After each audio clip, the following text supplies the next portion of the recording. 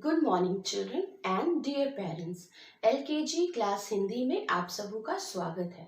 तो बच्चों, कैसे हैं आप लोग? मैं आशा करती हूँ कि आप सभी सुरक्षित एवं स्वस्थ होंगे। तो बच्चों, आज मिस आप लोगों को एक कहानी सुनाने जा रही हैं और उस कहानी का शीर्षक है घमंडी पेड़। एक जंगल था और उस जंगल के बीचों बीच दो पेड़ हुआ करते थे। एक था आम का पेड़ और दूसरा अंजीर का पेड़। आम का पेड़ वह स्वभाव से बहुत ही विनम्र था और उदार था। आम का पेड़ हमेशा खुश रहता और दूसरों में भी खुशियां बांटता था। आम के पेड़ के ऊपर पक्षियां आते, चिड़िया आते और वो बैठती और आम के पेड़ को बहुत ही अच्छा लगता। आम के पेड़ के नीचे कोई भी राही अगर बैठता तो आम का पेड़ को बहुत अच्छा लगता था। लेकिन अंजीर का पेड़, वह अपने व्यवहार में बहुत ही उसका व्यवहार रूखा व्यवहार था। वह सबों पे चीखता, चिल्लाता और कोई भी पक्षी अंजीर के पेड़ के ऊपर बैठते तो वह बहुत गुस्सा होता। कोई भी राही अगर पेड़ के नीचे पेड़ की छाया में बैठते तो अंजीर का पेड़ उनके ऊपर क्या करता? सूखे पत्ते बरसाता। इस तरीके से अंजीर का व्यवहार बहुत ही रूखा था सबों के साथ।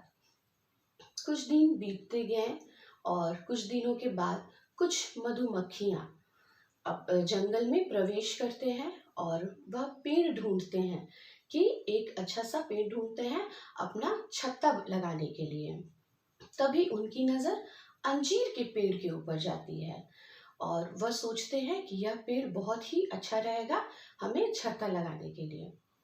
तभी अंजीर का पेड़ उनसे कहता है कि तुम ऐसा मत सोचो, क्योंकि मैं तुम्हें ऐसा करने नहीं दूंगा। तभी रानी मक्खी बोलती है कि हम लोगों को एक पेड़ चाहिए छत्ता लगाने के लिए। अभी अंजीर बहुत गुस्सा हो जाता है और बोलता है कि नहीं, मैं ऐसा करने नहीं दूंगा, क्योंकि दिन भर तुम लोगों की भनभनाहट और मेरी टहनियों को तुम लोग एकदम चिपचिपा और गंदा कर दोगे, मुझे यह पसंद नहीं है। तभी रानी मक्खी बहुत उदास हो जाती है और तब आम का पेड़ कहता है अंजीर के पेड़ से कि तुम ऐसा कैसे कह सकते हो? मधुमक्खियां तो प्रकृति के लिए बहुत जरूरी है और उनको जरूरत होती है एक पेड़ की अपना छत्ता लगाने के लिए। तुम ऐसा करोगे तो प्रकृति का संतुलन बिगड़ जाएगा। तभी अंजीर का पेड़ कहता है ठीक है, तो प्रकृति का संतुलन तुम बनाए रखना चाहते हो तो तुम क्यों नहीं मधुमक्खियों को अपने ऊपर छत्ता लगाने दे रहे हो? तभी आम का पेड़ मधुमक्खियों को कहता है कि मुझे कोई तकलीफ नहीं होगी अगर आप लोग मेरे पेड़ के ऊपर अपना छत्ता लगाएं तो। तभी मधुमक्खियां बहुत खुश हो जाती हैं और आम के पेड़ के ऊपर अपना छत्ता लगाना शुरू करती हैं। इस तरीके से बच्चों, मधुमक्खियों ने अपना छत्ता आम के पेड़ के ऊपर लगाया। कुछ दिन बीतते गए तभी दो लकड़हारे उस जंगल में प्रवेश करते हैं। उन्हें घर बनाने के लिए लकड़ियों की जरूरत थी। लकड़हारे इधर उधर देखते हैं और देखने के बाद उनकी नजर आम के पेड़ के ऊपर पड़ती है। तभी लकड़हारे बोलते हैं कि यह आम का पेड़ बहुत अच्छा है और इसकी लकड़ियां ही हम लोग लेंगे। फिर उनमें से एक की नजर मधुमक्खी के छत्ते पे पड़ती है। तभी वो लोग कहते हैं कि नहीं नहीं, अगर हम लोग लकड़ियां काटने जाएंगे तो ये मधुमक्खी का छाता, मधुमक्खियां इसमें से निकलकर हम लोगों को डंक मारेंगी। फिर उनकी नजर अंजीर के पेड़ के ऊपर जाती है और वो बोलते हैं कि ये पेड़ और भी ज्यादा अच्छा है, इसकी लकड़ियां हम लोग काट कर ले चलते हैं। वे दोनों लकड़हारे अंजीर के पेड़ की ओर बढ़ते हैं और वे लोग लकड़ियां काटना शुरू करते हैं। अंजीर का पेड़ रोने लगता है, चीखने लगता है, लेकिन उसकी आवाज किसी ने नहीं सुनी। तभी आम के पेड़ को अंजीर के पेड़ के लिए बहुत बुरा लगता है और आम का पेड़ मधुमक्खियों को आवाज देने लगता है, पक्षियों को आवाज देने लगता है। तभी मधुमक्खी उसमें से रानी मधुमक्खी निकल कर आती है और बोलती है, क्या हुआ आम? तब आम बोलता है कि तुम लोग जाओ और अंजीर के पेड़ की मदद करो। पक्षियों को भी कहता है, तुम सभी जाओ और अंजीर के पेड़ की मदद करो, वो बहुत तकलीफ में है। मधुमक्खी बोलती है कि तुम ऐसा कैसे कह सकते हो? अंजीर का पेड़ कभी किसी की मदद नहीं करता है, हमेशा सब पे चीखते चिल्लाते रहता है, उसकी मदद हम लोग नहीं करेंगे।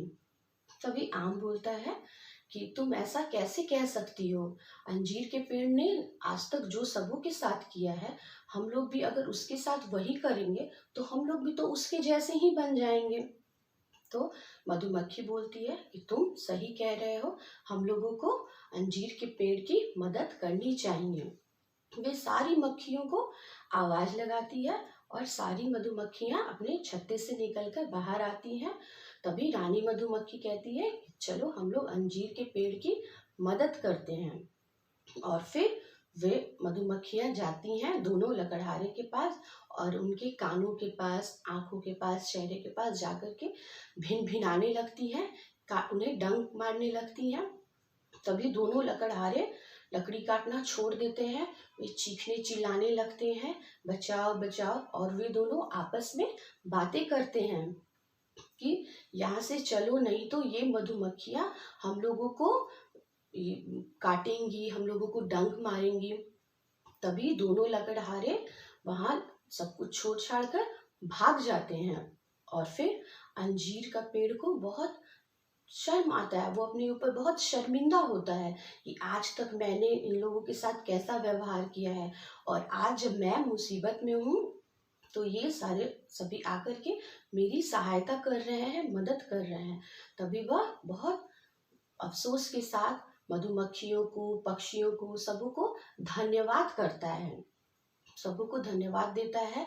तो मधुमक्खी कहती हैं कि नहीं, ये धन्यवाद तुम हम लोगों को मत बोलो, तुम आम को धन्यवाद बोलो, क्योंकि वही है जो हम लोगों को बनाया तुम्हारी मदद करने के लिए। क्योंकि तुम्हारी मदद तो कोई नहीं कर रहा था, तुम्हारा ऐसा व्यवहार है सबों के साथ, इसलिए कोई भी तुम्हारी मदद नहीं कर रहा था। आम ही है जिसने सबों को मनाया, सबों को कहा कि जाओ अंजीर की मदद करो, तभी हम लोग आए हैं तुम्हारी मदद करने के लिए।